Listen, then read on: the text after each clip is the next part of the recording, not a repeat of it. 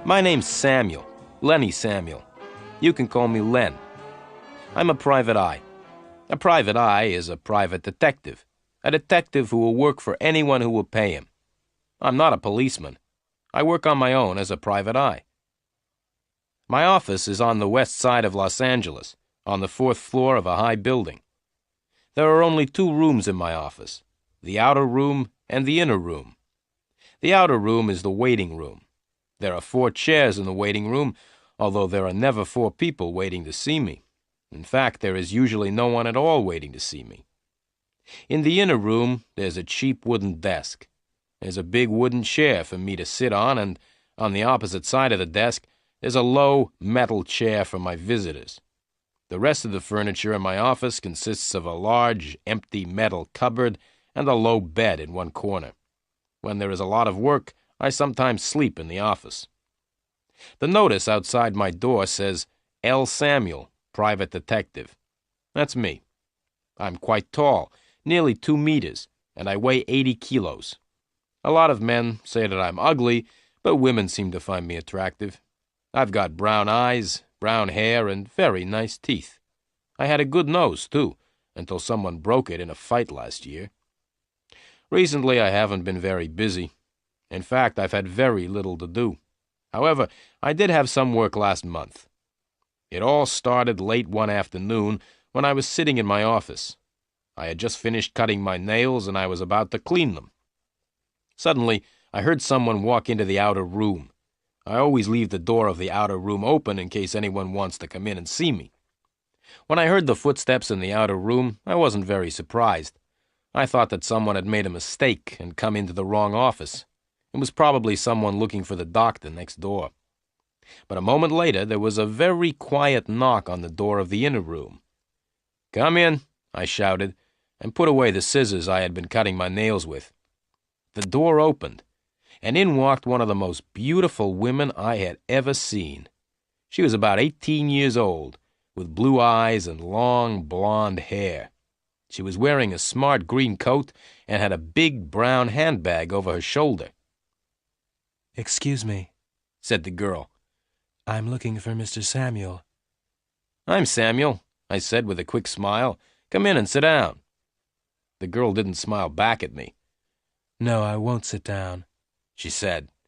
"Well, if you won't sit down, at least come in and close the door," I replied. The girl came in, walked over, and put her handbag on my desk. "Now," I said, "what can I do for you?" "I need help," said the girl slowly, "but I don't know if you will be able to help me. Are you a real private detective?" "Of course I am," I replied angrily. "Didn't you see the notice on the office door? It says L. Samuel, Private Detective. I'm Samuel. I'm a private eye." "All right, Mr. Samuel," the girl said coldly. "There's no need to get angry. I have a little job for you." "Right," I said quickly. "What do you want me to do?" "It's very simple, really," the girl replied. "I want you to find my sister. She has disappeared." The picture sequence from the cinema has finished. You can look at it once more if you want. "I see," I said. "Your sister has disappeared. Have you reported her disappearance to the police?" The blonde girl shook her head. She looked very nervous and was starting to cry. "No, I haven't told the police," she said. "I don't want any trouble with the police. I just want you to help find my sister." She took a small pink handkerchief out of her handbag and dried her eyes. "All right," I said. "Tell me all about your sister." "Her name is Elaine Garfield," said the girl. "And what's your name?" I interrupted. Helen Garfield," she replied. "My sister disappeared a week ago. We had arranged to have dinner together last Monday night, but she didn't come." "Perhaps your sister didn't come because she doesn't like the food you cook," I suggested. "Don't try to be funny. I flew all the way from New York to see her last Monday," she said angrily. "Oh, so you don't live in Los Angeles, then?" I said. "No," she replied quickly. "I live in New York. I flew right across America to see my sister, but when I got here, I discovered that she had disappeared." "How do you know she has disappeared?" I asked. "Perhaps your sister just forgot about the dinner." The blonde girl took a deep breath. "Look," she said. let me finish my story. If you don't stop asking questions, I'll find myself another detective." "Right," I said. "I'm listening." "I waited for my sister last Monday evening in my hotel," said the girl. "but she didn't come. I telephoned her, but there was no answer. So the next morning I went to the office where she worked. At her office they said that she had been to work the day before, on the Monday. They also told me that she'd left suddenly, in the middle of the afternoon, without telling anyone. After that I went round to her flat, but there was no one there." The girl stopped for a minute, and then continued. "Mr. Samuel," she said, "I'm very worried about my sister. It's not usual for her to disappear suddenly like this. I'm sure that she's in danger, and I want you to find her." "All right," I said. "It may be easy or it may be difficult, but I'll find her. But first, tell me why you've waited 3 days before coming to me." "That's none of your business," the girl said. "Okay," I replied. "Your sister's name is Elaine Garfield. What does she look like?" "Oh, that's easy," Helen Garfield replied. "She looks like me. We're twins. Now, Mr. Samuel, how much money do you charge?" $50 a day, I said. "Very well, Mr. Samuel," said the girl, "but $50 a day is a lot of money. I hope that you will work hard for it." "Oh, yes," I replied with a smile. "I'll work very hard. Now give me the address of your sister's flat and the name of the office where she works. I'll start work at once." The blonde girl wrote the addresses on a piece of paper and gave me the paper. "One more thing," I said. "Can you give me your address, too?" "That won't be necessary," she replied as she picked up her handbag. "I'll come and see you again tomorrow afternoon at 5 o'clock. Goodbye, Mr. Samuel." Without waiting for an answer, the girl turned around and walked out of the office.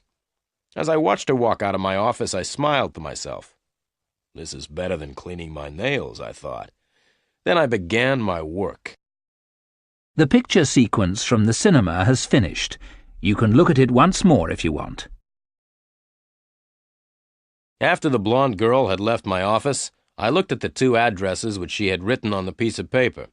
The first was Elaine Garfield, apartment 716, Manson Building, Sunset Place. The second address was Meyer and Meyer, attorneys, Title Insurance Building. Putting the paper in my pocket, I got up and walked towards the door. Then I stopped and went back to my desk. I opened the top left-hand drawer and took out my gun, a .38 Smith & Wesson. Then I put the gun back in the drawer. I decided that it was safer to leave it behind. It's easy to get shot if you're carrying a gun.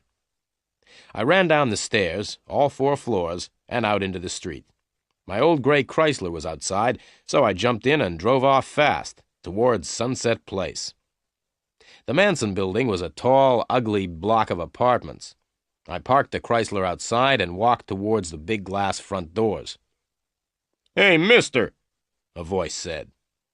I continued walking. "Hey, mister," said the voice again. "You can't leave your car there." I stopped and turned around. A man in a gray uniform was standing by the Chrysler. "Hey, mister," the man repeated. "You can't park your car here." "Why not?" I asked. "Because only people who live in the Manson Building can park here," he replied. "So," I said, "how do you know that I don't live in the Manson Building?" "Because I'm the porter," the man replied. "I work in the entrance of the building and let people in and out of the door. I know everybody here." "Right," I said. "Then please let me in." The porter and I walked up to the big glass front doors, and he let me in. "Who do you want to see?" the porter asked.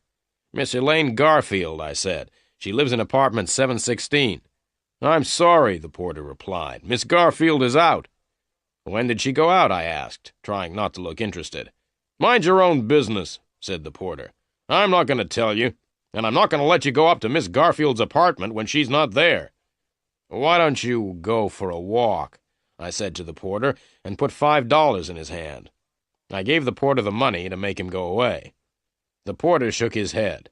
"No," he said. I gave the porter $5 more. "Now go for a long walk," I said. The porter went out into the street, and I went up to apartment 716, Miss Elaine Garfield's apartment. The picture sequence from the cinema has finished. You can look at it once more if you want. I rang the bell beside the door of apartment 716 and waited. There was no answer. I rang again, but there was still no answer. Then I took a small, square piece of plastic out of my pocket. I looked around. I was alone. I pushed the piece of plastic into the space between the door and the door frame and moved the plastic up and down. In a minute, the door opened, and I went into the flat. I stood still and listened. There was silence. I switched on the light and looked around. It was a modern apartment. I was standing in the living room. Through an open door on my left, I could see the bedroom, which was very neat and tidy. I looked in the wardrobe. It was almost empty. That's funny, I thought. People who disappear don't usually take most of their clothes with them. They only take their clothes if they've been planning their disappearance for a long time. I walked back into the living room and searched it carefully, but I found nothing to explain Elaine Garfield's disappearance. Then I went into the kitchen. The kitchen was also very clean and tidy. There were no dirty plates or cups. There was no old milk in the refrigerator. Everything was in its place. Well, I thought, there's only the bathroom left to search now. The bathroom, too, was empty and clean. I walked quickly around the flat, making sure that I hadn't forgotten anything. I wiped everything I had touched with my handkerchief because I didn't want to leave any fingerprints. Then I switched off the lights and opened the door to leave. But I didn't leave. There were two men standing outside the door. One of them was short and had red hair and a nasty smile. The other was quite tall and was wearing a hat pulled down over his face. The one with the hat was holding a gun, and the gun was pointing at me. I tried to close the door, but the red-haired man put his foot out to stop the door closing. I let go of the door. The door opened, and both the men came in. The one with the hat was in front, and he was still carrying the gun. "Hold your hands up in the air," said the man with the gun. Then he turned to the red-haired man. "See if he's got a gun on him, Joe." Joe, the red-haired man, came over towards me. I waited. When Joe was between me and the man with the gun, I jumped. I jumped forward and caught Joe around the neck. I held him in front of me. The man with the gun couldn't shoot because he would hit his friend. "Right," I said to the man with the gun. "Get out of the way. I'm leaving now, and I'm taking your friend with me." Holding Joe in front of me, I walked slowly towards the man with the gun. Then something went wrong with my plan. The man with the gun started to laugh. He put the gun back in his pocket and stood laughing. "Why are you laughing?" I asked. "I'm laughing because you're so stupid," the man with the gun said, and walked up to me. "Stop," I said, "or else I'll—" "What will you do?" asked the man with the gun. "You can't do anything. I'm the one with the gun." As he said this, the man leant forward. He pulled Joe out of my hands and hit me in the face. I must say that I wasn't expecting to be hit in the face. It hurt. It hurt even more when he hit me again, and I fell on the floor. I lay still on the floor, hoping that the two men would go away. But they didn't go away. Instead, they picked me up and hit me hard on the head. Everything went black. I lay on the floor. I was unconscious.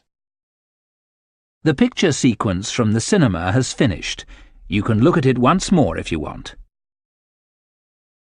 I woke up with a terrible pain in my head. I was lying on the floor outside the front door of Miss Elaine Garfield's apartment. I looked around. The man with the gun and his red-haired friend had left. I was alone, and I had a terrible headache. I got up slowly and felt my head gently to see if there was any blood. There wasn't any blood, but my head was still very painful. I decided to go back to the office and go to bed. There was no sign of the porter at the entrance to the Manson building. I walked out of the door and across to the old gray Chrysler. I drove slowly back to the office. The telephone was ringing when I arrived at the office. I went in quickly and answered it. "Samuel speaking." "Listen, Samuel," replied a voice. "Forget about Elaine Garfield. We hurt you a little in her apartment. If you don't forget all about Elaine Garfield, we'll hurt you a lot more." "Who are you?" I asked. But there was no answer. The man had put down the telephone. I decided to do what the man had told me. I would forget all about Elaine Garfield for 10 hours. After a good night's sleep, I would look for Elaine Garfield. I would also try to find the man with the gun and his friend Joe. I lay down on the hard, low bed and went straight to sleep. I woke up the next morning at 8 o'clock. I felt my head carefully, but it did not hurt so much now. I left the office and went across the street to the cafe where I usually had breakfast. I drank a glass of orange juice, ate some fresh toast, and drank several cups of coffee. I read the morning newspapers. There was a lot of news, but nothing about Miss Elaine Garfield. I looked at my watch, left the cafe, and walked over to the Chrysler. By 9 o'clock, I was outside the Title Insurance Building. At 3 minutes past 9, I was standing outside the door of Meyer & Meyer, attorneys. At 20 past 9, I was still standing outside the door. Nobody had arrived yet to work. At 9:30, the first secretary arrived, and at 18 minutes to 10, I was sitting in Mr. Meyer's office. "Well, Mr. Meyer," I said, "my name's Samuel, and I'm a private detective." "I'm pleased to meet you," Mr. Meyer said politely. He was about 55 years old, with a gray suit, gray hair, and a gray face. "Does Miss Elaine Garfield work here?" I asked. "Yes, she does," Mr. Meyer said, "but she hasn't been to work since Monday. Why do you want to see Elaine?" "Her sister has asked me to help find her," I replied. "Can you think of anything Elaine said or did which could explain her disappearance?" Mr. Myers scratched his head. "No," he said, "I'm afraid I can't help you." "Who did Elaine work with?" I asked. Mr. Meyer looked at me. "Why do you say, 'Who did Elaine work with?' and not, 'Who does Elaine work with?' Elaine's not dead, is she?" he asked. I looked straight back at Mr. Meyer. "I don't know if Elaine is dead or not," I said. "Would you be very sad if she was dead?" "Yes, of course I would be sad," Mr. Meyer replied angrily. "Are you trying to suggest that I know where Elaine is?" I smiled. "Now, don't get excited, Mr. Meyer," I said. "Can you tell me the name of anyone who works with Elaine? Anyone who shares a desk with her or works in the same room?" "Yes," Mr. Meyer said. "That's easy. Elaine shares a room with Susie Graham." I got up. "Thank you very much, Mr. Meyer," I said. "Where is Susie Graham's office, please?" "It's along the corridor," said Mr. Meyer. "The third door on the left." I thanked Mr. Meyer again and walked to the door. "Oh, Mr. Samuel," Mr. Meyer said, "I'm sorry that I got angry, but you understand that I don't want—" "Yes, I understand," I interrupted. "You don't want dirty private detectives in your nice, clean office." I walked out of Mr. Meyer's office and banged the door behind me. I walked slowly down the corridor and knocked on the third door on the left. "Come in," said a voice. So I went into the room. "Are you Susie Graham?" I asked. "Yes," said the girl sitting at the desk. "I'm Susie." I smiled at her. Susie was the kind of girl everyone smiled at. She was small and slim and had a pair of beautiful brown eyes. "What can I do to help you?" Susie asked. I smiled again. "I'd like to ask you some questions, Miss Graham." "Don't call me Miss Graham," the girl said. "You can call me Susie."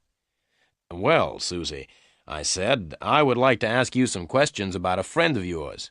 Her name is Elaine Garfield." Susie stopped smiling.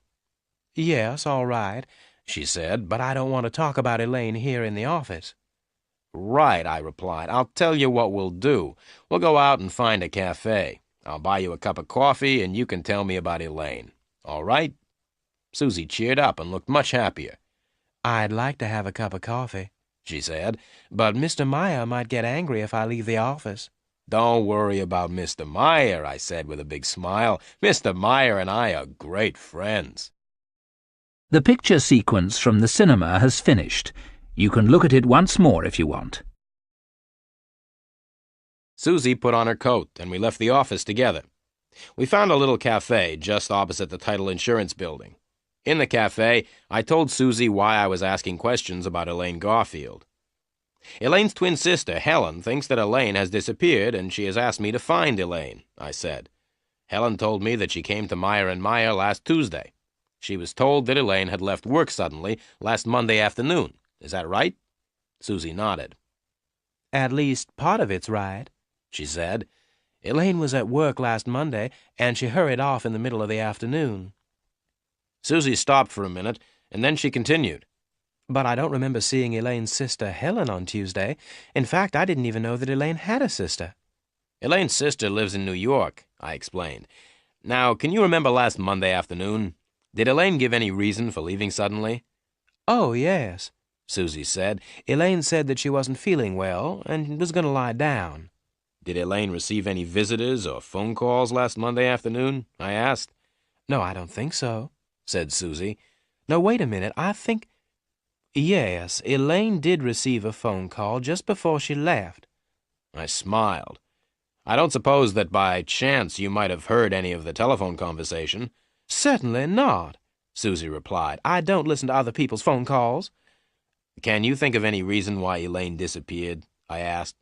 No, Susie replied. Elaine was always very friendly with everyone, and she didn't seem to have any troubles. Did Elaine have any special friends? Any men or women she talked about a lot? I asked. No, not really, Susie replied. Elaine and I used to be quite friendly, and we went out dancing together a lot, but recently we haven't been out together at all. I understand, I said, though I really didn't understand anything at all. Can you remember the last time you went out together? Can you remember the place you went to? Oh, that's easy, Susie said quickly. We went to the Las Cabanas Club. We always went there. It was about a month ago. We had an argument there, and we haven't gone out together since. What was the argument about? I asked. It was after midnight, Susie explained, and I wanted to go home, but Elaine said she wanted to stay a bit longer. She said that she had met a wonderful man and didn't want to leave. I said I was going home, and I left Elaine in the club. After that evening, one thing led to another. What do you mean? I asked. One thing led to another. Susie smiled. I often spoke to Elaine about the man she had met. Elaine thought he was wonderful. I told her that he was no good at all. What did Elaine say when you told her that? I asked with interest. She became very angry, replied Susie. We haven't been out dancing together since then. I paid for the coffee. You've been very helpful, Susie, I said, and I've only got one more question. Can you remember the name of the man Elaine Garfield met at Las Cabanas? Benny Greep, Susie said. That's his name, Benny Greep. Thank you very much indeed, Susie, I said with a smile. You've been a great help. Not at all, Susie said, and looked at me with her beautiful big brown eyes. If there's anything else I can do for you, just ask. I looked straight into her eyes. What are you doing tonight? I asked. I'll be at home watching television, Susie replied. My boyfriend's a boxer, and he's fighting in a match on television tonight. Goodbye, Susie, I said, and watched her as she walked back across the street to the title insurance building. Her boyfriend was a boxer. That was just my luck. The picture sequence from the cinema has finished. You can look at it once more if you want. I looked at my watch. It was nearly 11 o'clock. I went back into the cafe and asked if I could look at the telephone book.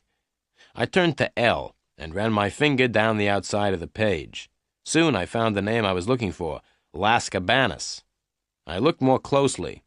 The address was Las Cabanas, 232 Golden Drive, telephone 323-0313. I left the cafe and walked over to where I had parked the Chrysler. It wasn't time for lunch yet, so I decided to go and see what Las Cabanas was like.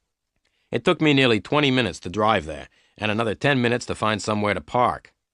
Have you ever seen a nightclub in the daytime? It's a very depressing sight. At night, the nightclub seems wonderful. However, at 11:45 in the morning, it looks old, empty, and dirty. The man I met at Las Cabanas looked old, empty, and dirty, too. I rang the bell for 5 minutes before he answered the door. Even then, he didn't open the door itself. Instead, he opened a small window in the door. "What do you want?" he asked. "The club doesn't open until 10 o'clock tonight." "I'm looking for someone," I said. "Someone called Benny Greep." "I don't know anyone called Benny Greep," the man replied and started to shut the window. "Wait a minute," I said, and pushed $5 through the window. "That's better," the man said, and he opened the door and let me in. I followed him across the dance floor. The man was a cleaner. He picked up a brush and began to clean the floor. "Do you know where I can find Benny Greep?" I asked the man again. If you come back tonight at 10 o'clock, you'll find Benny Greep here, the man said. Benny plays the drums in the band. I gave the man another $5. Where can I find Benny now? I asked. The man picked up a piece of paper from the floor and wrote an address on it. I took the paper and left immediately. As I drove the gray Chrysler away from Las Cabanas, I looked at the address the cleaner had written. 5314 Arvida Street, West Los Angeles. 5314 Arvida Street was an old block of apartments. I gave the porter a couple of dollars, and he told me which was Benny Greep's apartment. I walked up the narrow, dark stairs until I came to the 5th floor. I was looking for apartment 507. I knocked on the door of apartment 507 and waited. There was no answer, so I rang the bell. No answer. I knocked again, hard. There was still no answer. I pushed against the door, and it opened easily. I waited. There was no sound from the apartment, so I went in. The light was on, and the curtains were drawn. The apartment was very small. There was one main room, which was used as the living room, dining room, and bedroom. The room had 2 doors. One of the doors led into the kitchen, and the other into the bathroom. The main room was very untidy. The table was covered with dirty plates and glasses, and there was a full ashtray lying on the floor. There was a strange smell in the room. I looked into the kitchen. The kitchen was also dirty and untidy. I walked across to the bathroom and opened the door. Benny Greep was in the bath. His left hand was hanging over the side of the bath. The hand had neatly cut nails, and there was a gold ring on one finger. The wrist was covered by a shirt sleeve, which was rather dirty. I couldn't see the rest of the arm because it was under the water. Benny Greep's head was just out of the water. He had a handsome face and quite long black hair. His eyes were wide open. The only other parts of his body out of the water were his feet, but I couldn't see his toes because he still had his shoes and socks on. The bath water was red.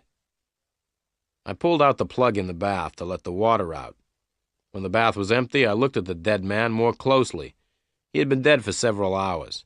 He had been shot in the chest and then pushed into the bath. I looked on the floor by the bath. There was blood there, too, and I was standing in it. I moved back and cleaned the blood off my shoes with some water. Then I quickly looked round the main room again. The dead man's coat was lying on a chair, and I felt in the pockets. I found a few dollars and a driving license. The driving license had a photograph of the dead man on it. The license belonged to Benny Greep, and the address in the license was 5314 Arvida Street, West Los Angeles. The dead man in the bath was definitely Benny Greep. The picture sequence from the cinema has finished. You can look at it once more if you want. I moved around the room and carefully cleaned everything I had touched. I didn't want to leave any fingerprints. There was nothing in the room to connect Benny Greep with Elaine Garfield. I picked up the telephone and asked for the police. I'm speaking from apartment 507, 5314 Arvida Street, I said. There's a dead man in the bath. Right, said the policeman at the other end of the telephone. What's your name? I told him. Don't touch anything, the policeman said, and stay where you are. A police car will be there in a few minutes. I put down the phone and sat down to wait. 3 minutes later, I heard the police car coming. The car stopped outside the building, and I could hear heavy feet running up the stairs. 2 policemen walked into the apartment. They were both wearing ordinary clothes and looked hot and tired. One was about 25 years old, the other about 40. The older policeman came up to me and showed me his police papers. Where's the body? He asked. I pointed to the bathroom. Both policemen went into the bathroom to have a look. The younger one came back first, shaking his head. All right, said the younger policeman. Why did you do it? Do what? I asked in surprise. Why did you kill your friend in the bath? Said the young policeman. He wasn't my friend, I replied. I don't care if he was your friend or not, said the policeman. Tell me why you killed him. I didn't kill him, I said calmly. Then what are you doing here? Asked the older policeman, coming in from the bathroom. My name's Lenny Samuel, I explained. I'm a private detective, and I came here to talk to Benny Greep. The door was open, and so I came in. I looked in the bathroom, and I found the dead man in the bath, so I telephoned the police. The dead man is Benny Greep. Why did you want to talk to Benny Greep? The younger policeman asked. I'm sorry, I can't answer that, I replied. Who are you working for? Asked the older policeman. I'm sorry, I can't answer that either, I said. As far as I know, Benny Greep's death doesn't have anything to do with the person I'm working for. Tell me who you are working for, shouted the younger policeman angrily. Take it easy, said the older policeman to the younger one. You stay here until the other police arrive. I'm going to take Mr. Samuel down to the police station. I kept quiet and followed the older policeman out of the room and down the stairs. Outside the building, we got into my old Chrysler. The policeman drove. We were soon at the police station, where the policeman locked me in a small room. I sat down on a hard wooden chair in the locked room and tried to sleep. It was no use getting angry or upset at being arrested for murder. That is something you have to get used to if you're a private detective. It happens all the time. But I could not sleep. I was thinking about all the things which had happened since I had met Helen Garfield the day before. I couldn't sleep because several things were worrying me, but I couldn't remember what those things were. The picture sequence from the cinema has finished. You can look at it once more if you want. While I was in the police station, I remembered one of the things which was worrying me. How had Joe and his tall friend known that I was in Elaine Garfield's apartment? The porter at the Manson building must have told the two men. I decided that I would go and talk to the porter when I left the police station. I sat back in the chair and looked at my watch. The time was nearly 4 o'clock. Then I remembered that Helen Garfield was coming to my office at 5 o'clock. I would not be there to meet her. But there was something else that was worrying me. It wasn't anything important. It was quite a small thing, but I couldn't remember what it was. Suddenly the door opened and a policeman came in. "Stand up," shouted the policeman. "Follow me." I stood up and followed the policeman out of the room and along a corridor. The policeman stopped, knocked on a door, and opened it. "Are you ready to see the private detective?" asked the policeman as he put his head around the door. Without waiting for an answer, the policeman opened the door wide and pushed me into the room. The policeman came into the room and closed the door behind him. In the room, there was a man sitting behind a desk. He was completely bald. He had no hair at all. He was about 55 years old, and his name was Sergeant Murphy. Sergeant Murphy had spent all his life in the police, and he didn't like private detectives. Sergeant Murphy sat looking at me.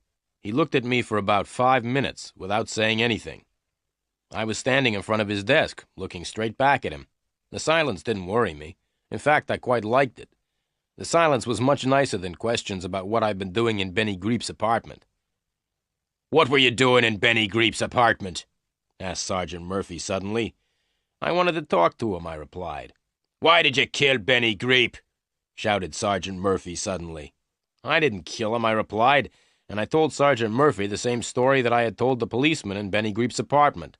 "I don't believe a word of what you've told me," said the sergeant. "Who are you working for?" "I'm sorry," I replied. "I can't tell you who I'm working for. As far as I know, Benny Greep's death has nothing to do with me or with the person I'm working for." I stopped and looked at the sergeant. I knew that what I had just said wasn't true. In fact, I thought Benny Greep's death was connected with Elaine Garfield's disappearance, but I couldn't tell the police. Helen Garfield had said that she didn't want the police to know about her sister's disappearance. Sergeant Murphy looked me straight in the eyes. "I hate all private detectives," he said slowly. "And you are the private detective that I hate the most. I don't think you're telling me the truth. I think you're hiding things from me. I think you know more about Benny Greep's death than you say you do. And you are going to tell me all you know. Now!" "I've already told you all I know," I replied quietly. Sergeant Murphy's face went red.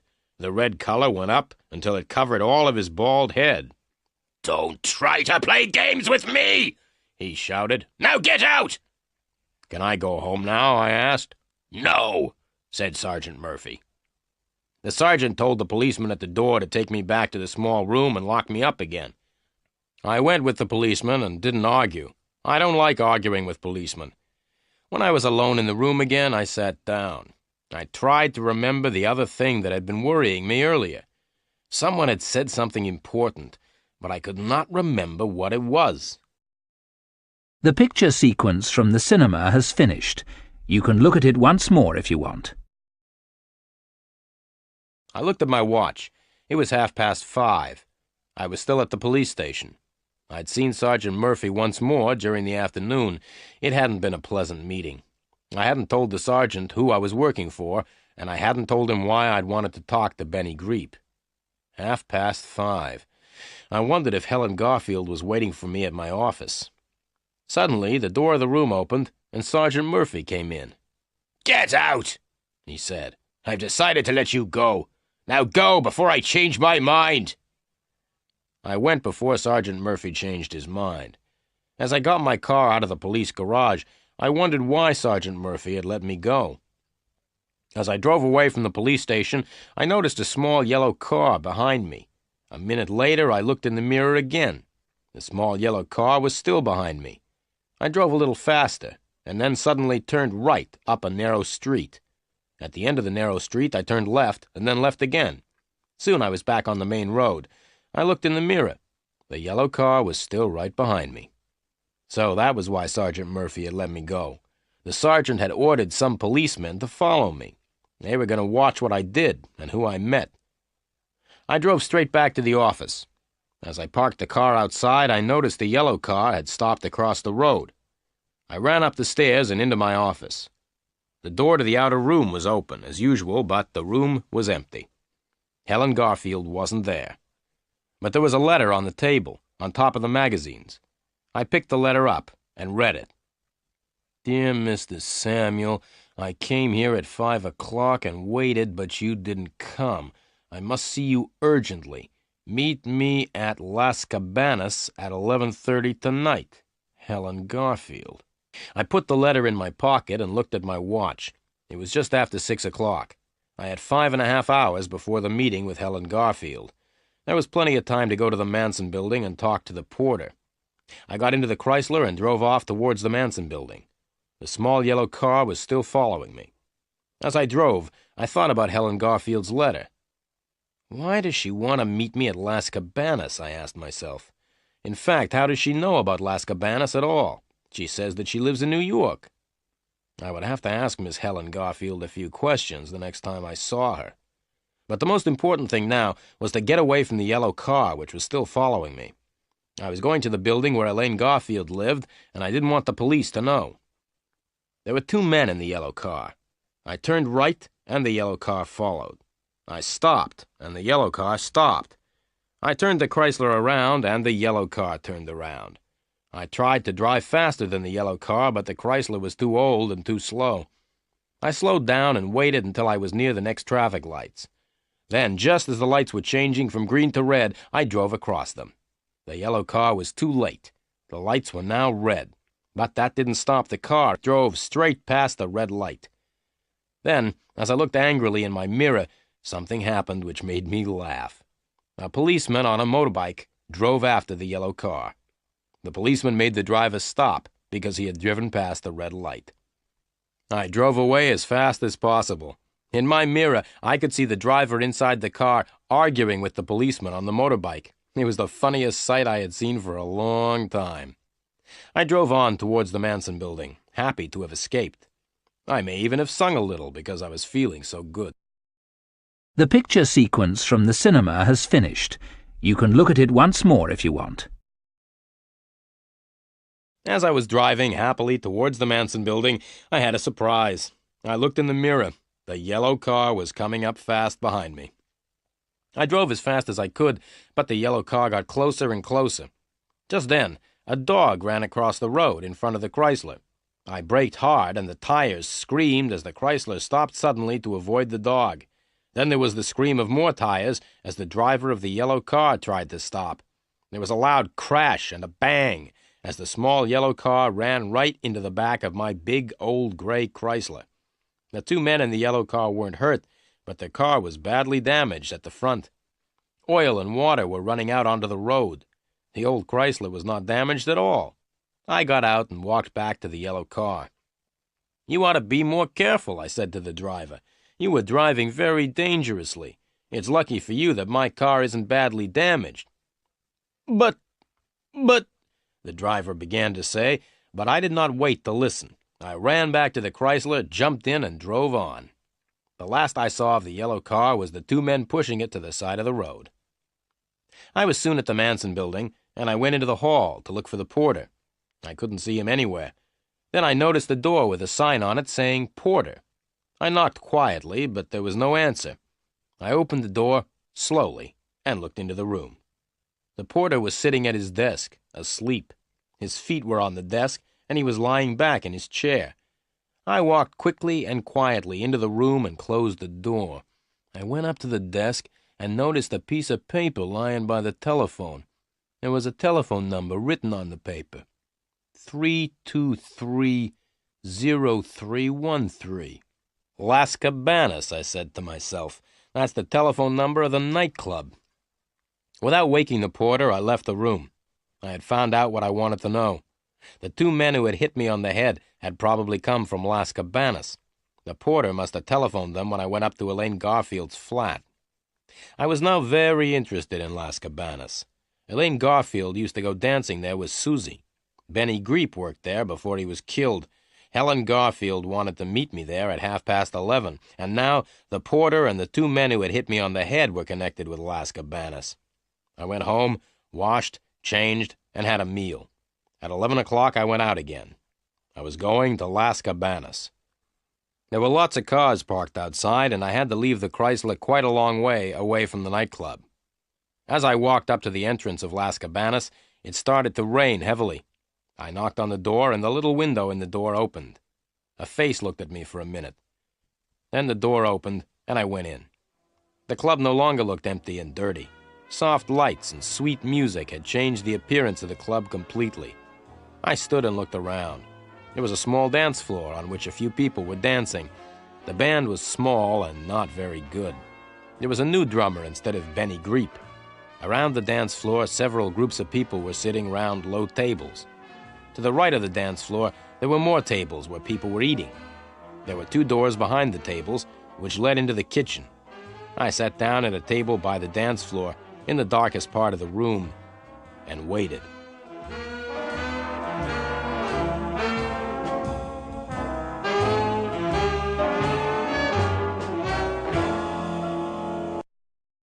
The picture sequence from the cinema has finished. You can look at it once more if you want. Exactly at 11:30, Helen Garfield came into the nightclub. She was looking as beautiful as ever, but seemed to be a little worried. Her blue eyes looked around the room until she saw me. Then, with a little smile, she walked up and sat down at the table. She sat next to me, with her back to the dance floor. She was carrying a bag which she put on the floor beside her. The smile disappeared from her face. "Where were you this afternoon, Mr. Samuel?" she said sharply. "I'm paying you $50 a day. In return for that money, I want you to do what I tell you. Now, why weren't you at your office this afternoon at 5 o'clock? I took a deep breath. "Well, Miss Garfield," I said, "it's a long story. Let's have a drink and I'll tell you all about it." A waiter came over and I ordered some drinks. When the waiter had gone, the beautiful blonde girl said, "Come on, Mr. Samuel. Tell me." "Okay," I said, "but stop calling me Mr. Samuel. Call me Len. All my friends call me Len." "I'm not a friend of yours, Mr. Samuel," the blonde girl said in a voice like ice. "I'm paying you a lot of money to work for me." $50 a day doesn't allow you to be rude to me," I replied quietly. "In the last 24 hours, I've been hit on the head and suspected of murder." "What do you mean?" the girl said and leant towards me. "Murder?" Just then, the waiter brought the drinks, and we sat in silence until he had gone. Then I told Helen Garfield about my visit to her sister's apartment in the Manson building. I told her about the two men who had caught me there. Helen Garfield listened in silence. "You like the band, Miss Garfield?" I asked. "I didn't come here to talk about the band," the blonde girl said angrily. "The band has got a new drummer tonight," I said, "because I found the old drummer dead in his bath this morning." The blonde girl turned around quickly to look at the band. She said something to herself, which I didn't hear. She lifted her right hand and started stroking her hair. She looked sad and very worried. What was the dead man's name?" Helen Garfield asked. Greep, I said. Benny Greep. I don't suppose that you know Benny Greep, do you? Helen Garfield shook her head. No, she said. I told her what had happened at the police station. Then I told her about the policeman who had followed me in a yellow car. Do you think they're still following you? The blonde girl asked quickly and looked around the club. I told her how I had got away from the yellow car.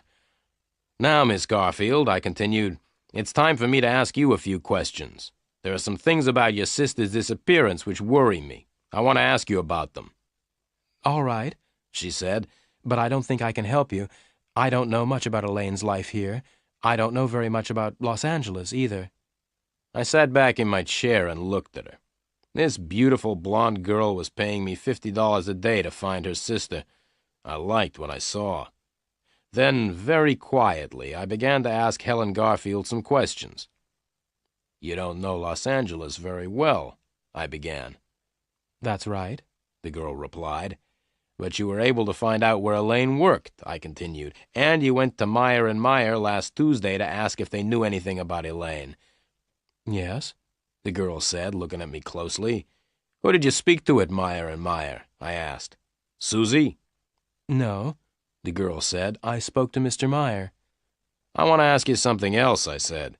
When I went to Elaine's flat, I noticed something unusual. There were very few clothes in the wardrobe. It seems your sister planned her disappearance quite carefully. She had taken her clothes with her. I see, the girl said, and looked around the nightclub. I waited until she looked back at me. Do you like it here? I asked.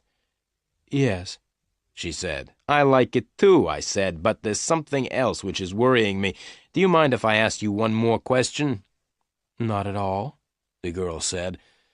Well, I began, I've been wondering why you asked me to meet you here, at Las Cabanas. Helen Garfield pushed back her chair and stood up. Would you please excuse me for a minute? She said. She picked her bag up from the floor and walked over towards the ladies' toilet, which was near the entrance. Would you like another drink? I shouted after her. Yes, please, she shouted back over her shoulder. I ordered 2 more drinks and sat back in my chair. I looked around the nightclub. It was almost midnight. The picture sequence from the cinema has finished. You can look at it once more if you want. I sat by the dance floor in Las Cabanas waiting for Helen Garfield to come back from the toilet. I was waiting for her to answer my question. I wanted to know why she had asked me to meet her here. I looked around at the people who were dancing. On the other side of the dance floor, I could see people sitting, eating at the tables. Waiters were carrying food in and out of the 2 doors leading to the kitchen. I looked at my watch again. It was 12:05. Helen Garfield was taking a long time. I finished my drink and ordered another one. At 12:10, I got up and walked over towards the entrance. There was a man standing by the front door of the nightclub. I asked him if he had seen Helen. The beautiful blonde with blue eyes? The man asked. Yes, I said. She left nearly a quarter of an hour ago, said the man. Are you sure? I asked. Yes, the man replied. She asked me to get her a taxi. Did you hear her give the taxi driver an address? I asked quickly. The man shook his head. No, he said. I'm sorry. I thanked the man and walked back to my seat. Why did Helen Garfield leave without telling me? I asked myself. Perhaps some of the questions that I asked made her angry. Just then I looked up and saw a man walking across the dance floor towards me. I recognized the man. He was short, with red hair. He was looking at me and smiling in a rather unfriendly way. It was Joe, one of the men who had found me in Elaine Garfield's apartment. I decided to leave. I stood up and started to walk towards the door. I didn't want to meet Joe again. As I walked towards the door, I thought that I heard someone shouting. "Excuse me, sir," said a voice. I didn't stop or look around. Then I heard the voice again. "Excuse me, sir, you haven't paid your bill." I had forgotten to pay for the drinks. The waiter came running up to me, and I quickly took out $10 and gave them to the waiter. You can keep the change, I said as I gave him the money. Without waiting for a reply, I turned and hurried towards the door. Then I heard the waiter's voice again. "Excuse me, sir, he said. I stopped and turned around. The waiter came up to me. "Excuse me, sir, $10 is not enough," he said. "The price of your drinks is $12.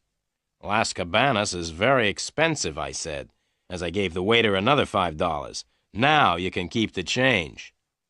Then I stopped thinking about money. Joe was walking quickly towards me. I turned around and ran towards the door as fast as I could. I got to the door and was just about to leave Las Cabanas. I was happy because I had escaped.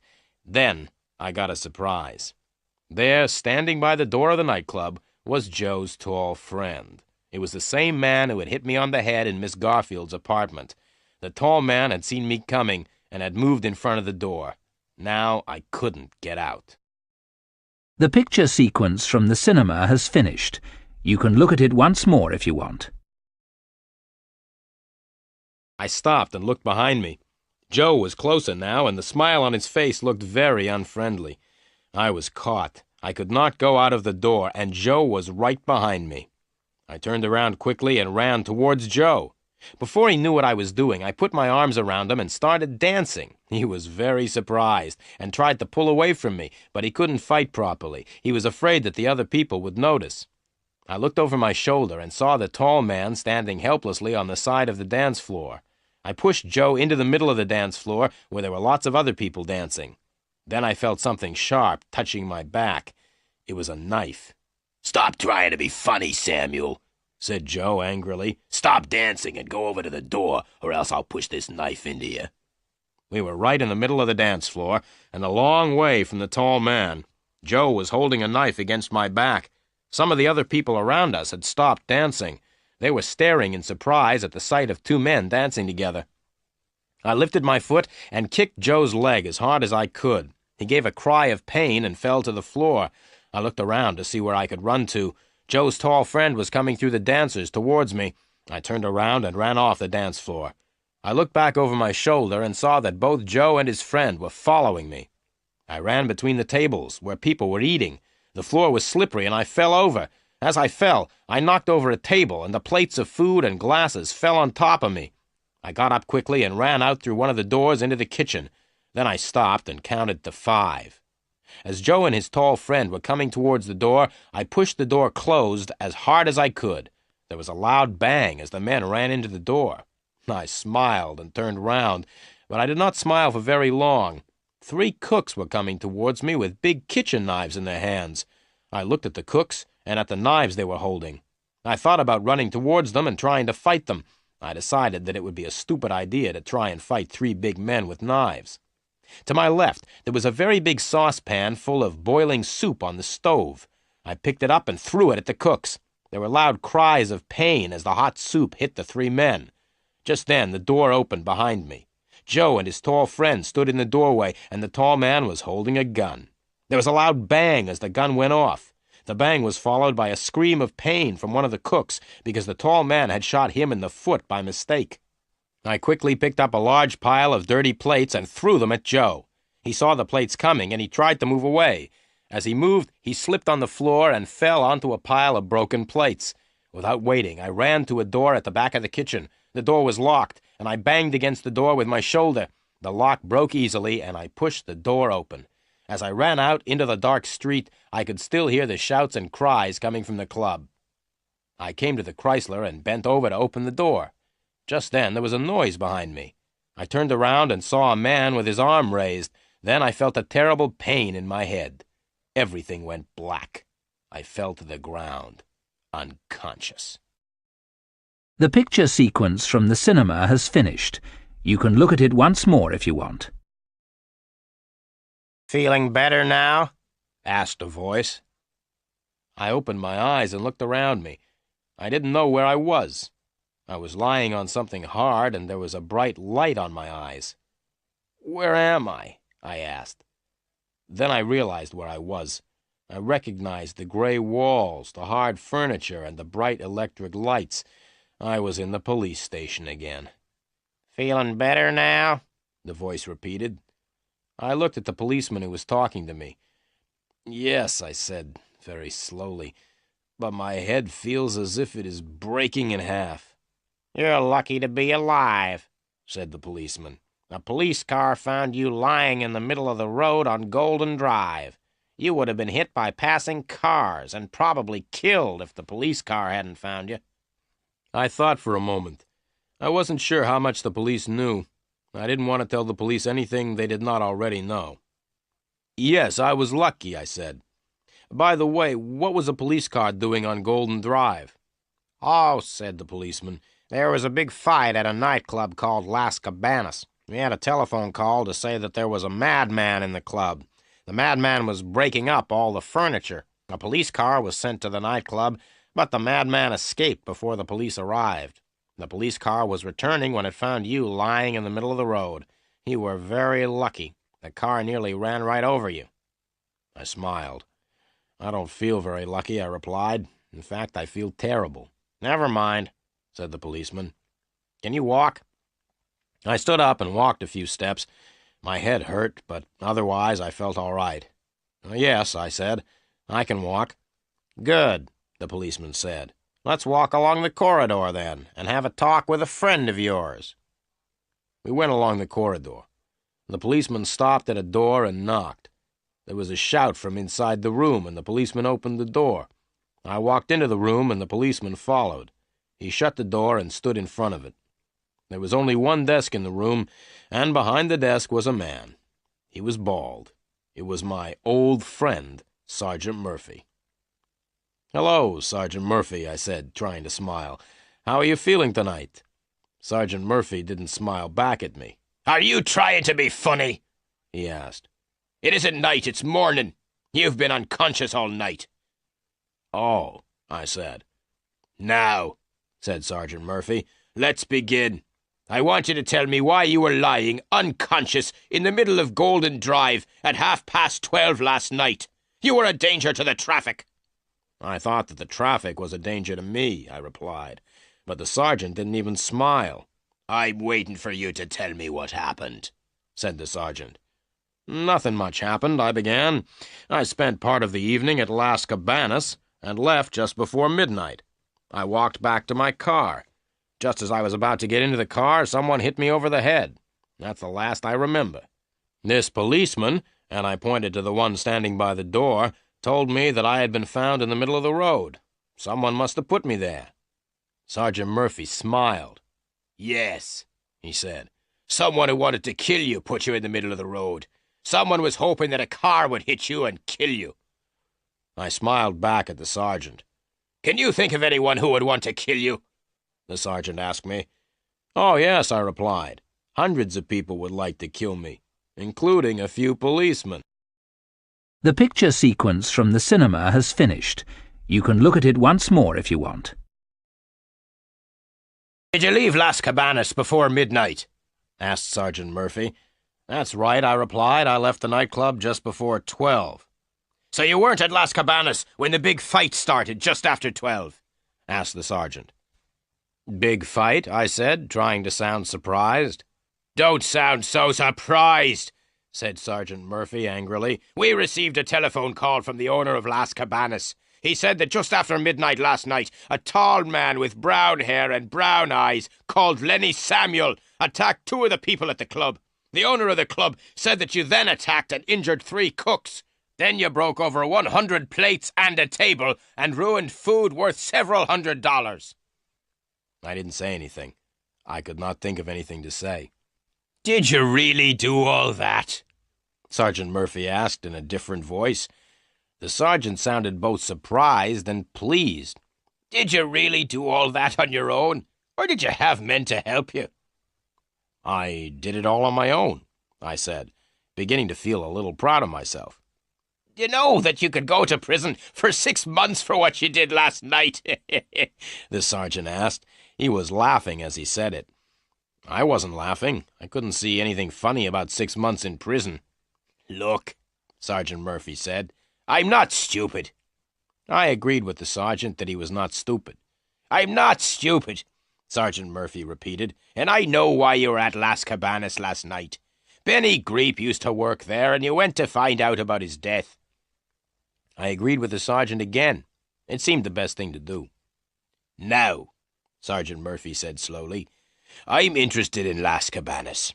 The club is owned by people who are criminals, but we can't prove that they have broken the law. I'm also interested in Benny Greep's murder. Now, what I suggest is this. Tell me all you know about Las Cabanas and Benny Greep, and I will let you go. If you tell me all you know, you won't go to prison for the fight at the nightclub. But I want the truth, not the lies you told me yesterday. I took a deep breath and started to tell the sergeant what I knew. I told him about everything except Elaine Garfield. I wasn't sure how closely Elaine Garfield was connected with Benny Greep's death, so I told the sergeant that Helen Garfield from New York had asked me to find out about Las Cabanas. Sergeant Murphy asked me for Helen Garfield's address in New York, and I said I didn't know it. Then the sergeant asked me where Helen Garfield was staying in Los Angeles. I said I didn't know. I told Sergeant Murphy all that I knew about Benny Greep, except that the drummer had known Elaine Garfield. Then I asked him about the two men in the yellow car who had followed me. The sergeant smiled and said that the two men were policemen. Finally, I told him about the fight at Las Cabanas. Sergeant Murphy listened to everything. When I had finished my story, he looked at me in silence for a few moments. "Right, Samuel. I hope that you've told me the truth, and all the truth. If you've been telling me more lies, I'll make sure that you go to prison for 6 months because of the fight at Las Cabanas. Now you can go." I stood up. "Thank you," I said with a smile. "Sit down," he said, "and listen. You can go, but you must promise to tell me anything you find out about Las Cabanas and about Benny Greep." "I promise," I said quickly, and stood up. "Wait a minute," said Sergeant Murphy. "I've one more thing to tell you. I'm going to telephone the New York police. I'm going to ask them to find out all they can about Helen Garfield. If the police in New York discover that you've told me lies about Helen Garfield, you will be in very serious trouble."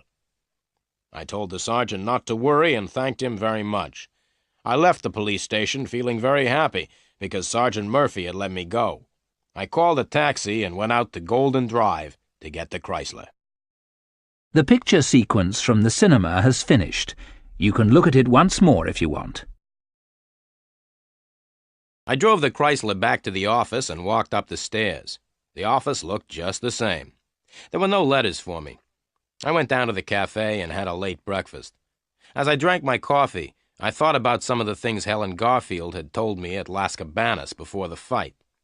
I decided to check one of the things immediately and walked over to the telephone.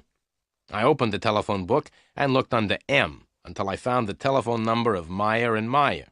I picked up the telephone and dialed the number. Meyer and Meyer, good morning, said a voice which I recognized.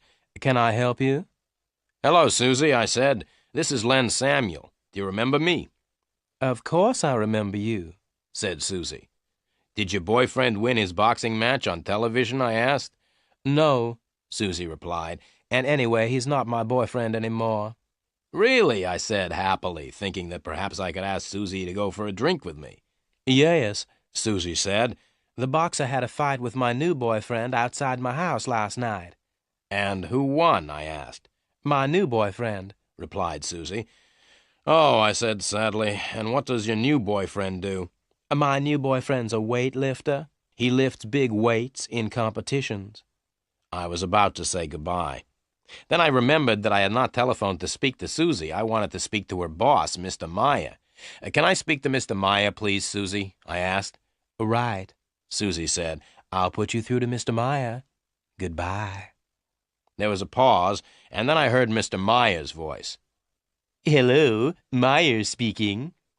"Good morning, Mr. Meyer," I said in a deep voice. I had put my handkerchief over the telephone so that Mr. Meyer would not know my voice. "This is the police," I said. "Sergeant Murphy speaking." I pretended to be Sergeant Murphy so that Mr. Meyer would answer my questions. "Good morning," said Mr. Meyer. "What do you want to ask me about?" "It's about a girl who works for you," I said. "Her name is Elaine Garfield. She has disappeared, and we are trying to find her. Elaine's sister, Helen, came to see you last Tuesday, didn't she?" "No," said Mr. Meyer. "Elaine's sister didn't come to see me last Tuesday. I didn't know that Elaine had a sister until a private detective told me. He said that Elaine's sister was called Helen." The telephone line was very bad, and it was difficult for me to hear what Mr. Meyer was saying. "What did you say?" I asked.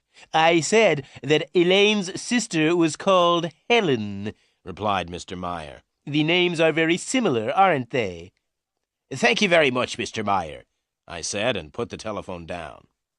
Mr. Meyer was right. The names Helen and Elaine were very similar. Elaine Garfield had disappeared, and so far I was the only person who had met Helen Garfield. I left the cafe and walked back up to my office. As I climbed the stairs, I could hear my telephone ringing. I didn't hurry. I walked slowly along the corridor into my office and answered the telephone. "Is that Samuel?" the voice said. I recognized the voice at once. It was Joe. "Yes," I said, "this is Len Samuel." "Listen, Samuel," Joe said. "We want Elaine Garfield, and we think you know where she is. We are coming to your office to see you. Wait for us. Don't go out." "But I started, but it was too late. Joe had put the telephone down. I sat down at my desk sadly. Now what's going to happen, I thought. Joe and his friend will come to see me. They'll ask me if I know where Elaine Garfield is, but I don't know where she is. I wonder if they will believe me when I tell them. The telephone rang again. I picked it up. "Hello," I said. "Hello, Samuel," said a familiar voice.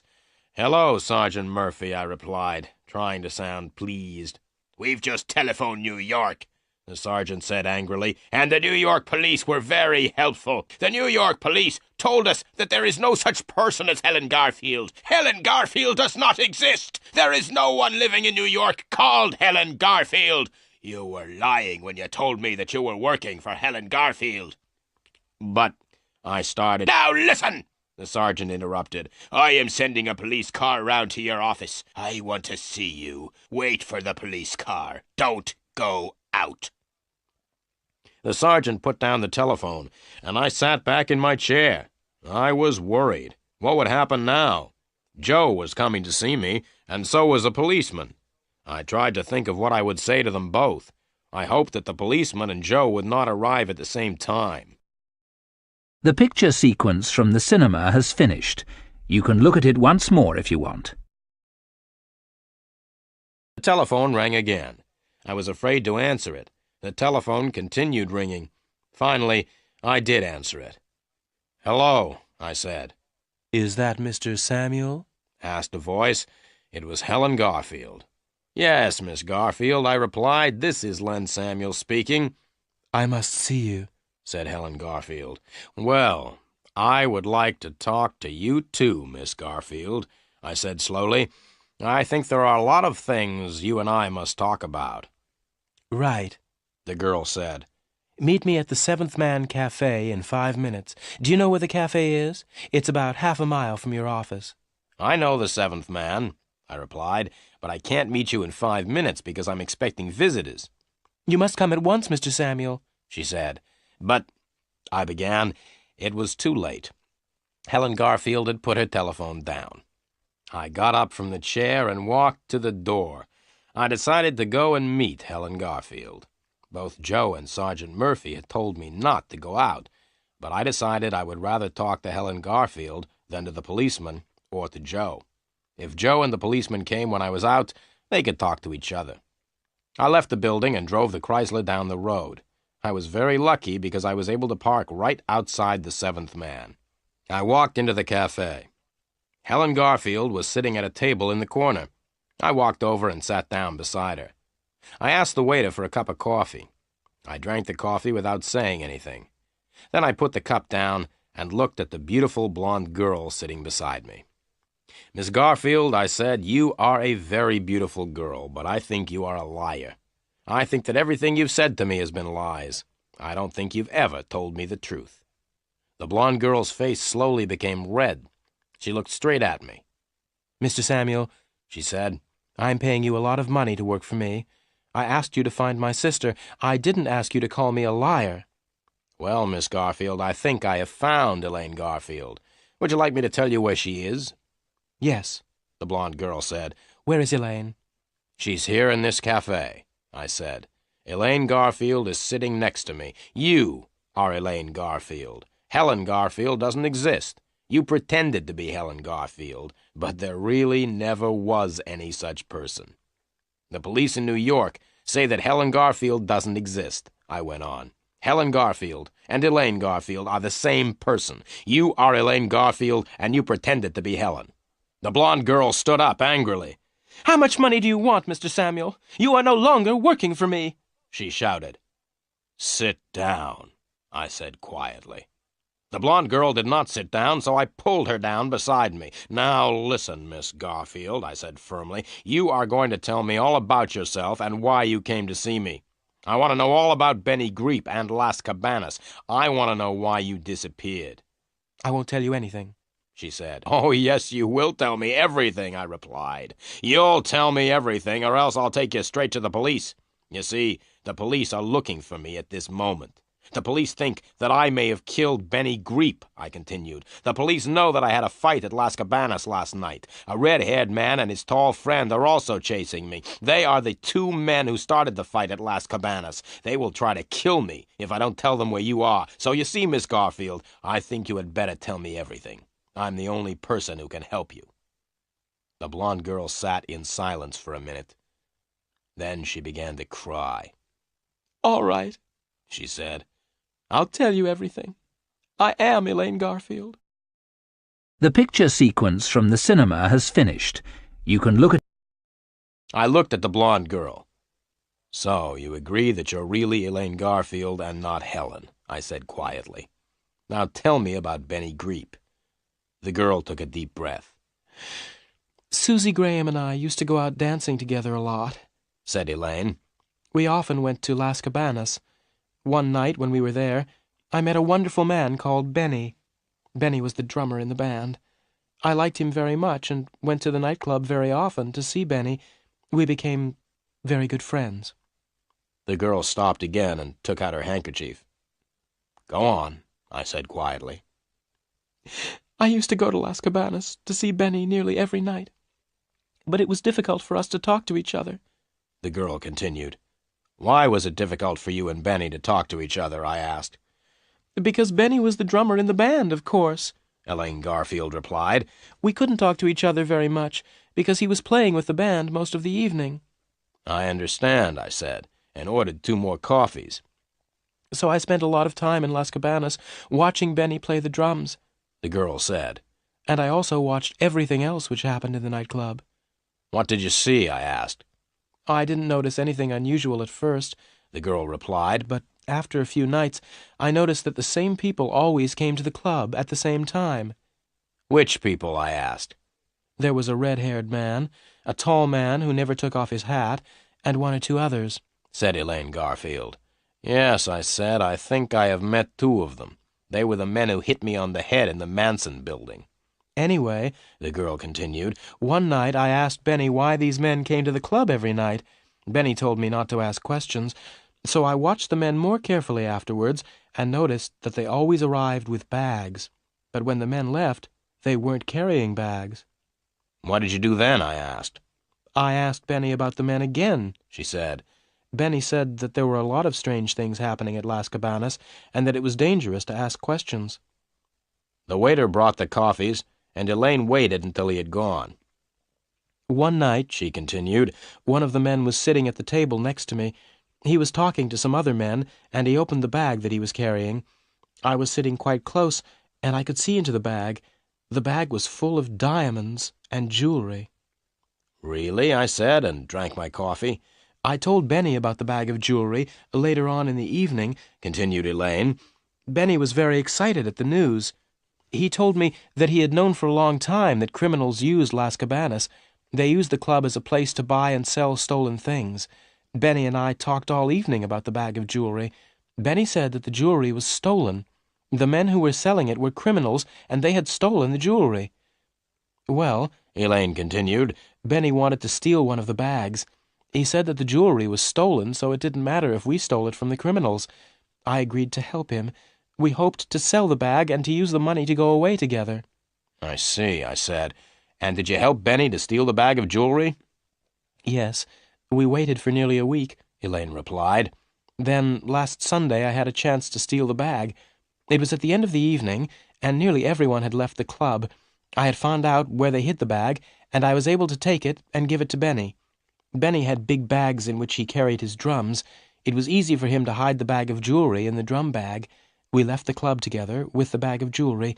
We decided to hide the jewelry in my apartment and then sell it later. The next day was Monday, Elaine continued, and I went to work. In the afternoon, I had a telephone call from Benny. Benny said that the red-haired man knew that the bag of jewelry had been stolen. He was very angry. Benny told me to stop work and go home. He told me to stay at home, to make sure that no one came to take the jewels. Benny was going to continue working at Las Cabanas. Then no one would think that he had stolen the jewels. "And did you stay at home?" I asked. "Yes, I stayed at home for 3 days," Elaine replied. "But I was afraid that the red-haired man would find out where I was living. Then he would come to get the bag of jewelry." "So what did you do?" I asked. "That was easy," she said with a smile. "I moved into a hotel in the center of the town and then came to see you." "But why did you come to see me?" I asked. "To make sure that I was safe," said Elaine. "I pretended to be my sister and said that I had disappeared. I asked you to find me. Then I knew that I was safe." "Why?" I asked. "Because you were looking for me," Elaine continued. "If the men from Las Cabanas found me or took me away, you would find out and chase them." "Thank you very much for thinking that I am such a good detective," I said. "But why didn't you tell me the truth?" "That's easy," said Elaine. "I didn't want to tell you about the jewels." The picture sequence from the cinema has finished. You can look at it once more if you want. "Go on with your story," I said. "The evening I came to see you at your office," said Elaine, "I telephoned Benny at Las Cabanas. I told Benny what I had done. Benny told me that the red-haired man knew that we had stolen the jewelry. Benny told me that there would be no trouble if I brought the jewels back to Las Cabanas the next night." "You were stupid to trust the red-haired man," I said. "I know," the girl said. "I was afraid, so I asked you to meet me at Las Cabanas at midnight." "So you didn't know that Benny was dead until I told you at Las Cabanas," I said. "No," Elaine said. "That is why I ran away before midnight. I decided not to give them the jewelry because they had killed Benny." "You've still got the jewels, then?" I asked in surprise. "Where are they?" "Here," Elaine said, and pointed to a small bag under the table. I reached under the table, picked up the bag, and opened it. The bag was full of diamonds and jewelry. Just then I heard a voice, and at the same time, Elaine screamed.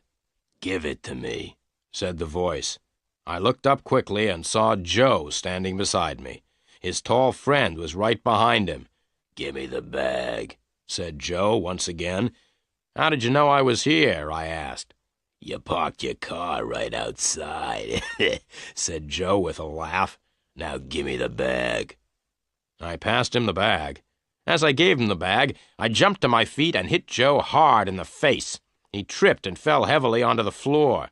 I moved towards the tall man, who was still standing a few feet away. I was about to run at him, but then I stopped.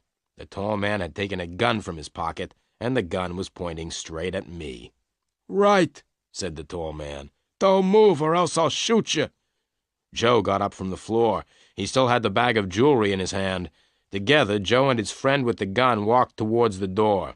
They walked backwards to make sure that Elaine and I did not try to get the bag back. As the two men reached the door, I started to laugh. "What are you laughing at?" shouted the man with the gun. "Look behind you," I said. Both men turned around and looked. In the doorway of the cafe stood Sergeant Murphy with 2 other policemen. Sergeant Murphy jumped on the tall man with the gun, and Joe ran back into the cafe. I stepped forward to stop Joe, and he ran straight into me. We both fell on the floor, and the 2 policemen ran up. One of the policemen held Joe. The other policeman held me. "They are the criminals," I shouted, pointing at Joe and his friend, "not me." "You are all coming down to the police station," Sergeant Murphy said, and looked over to Elaine Garfield. "You must come too." It took a long time to tell Sergeant Murphy the whole story. In the end, he believed what Elaine and I told him. The sergeant warned me not to tell him lies again, and agreed to let me go free. Elaine told Sergeant Murphy all she knew about Las Cabanas. The sergeant was very pleased to catch Joe and his friend with the jewels. Sergeant Murphy agreed to let Elaine go free because she helped catch the criminals. As we were leaving the police station, I asked Sergeant Murphy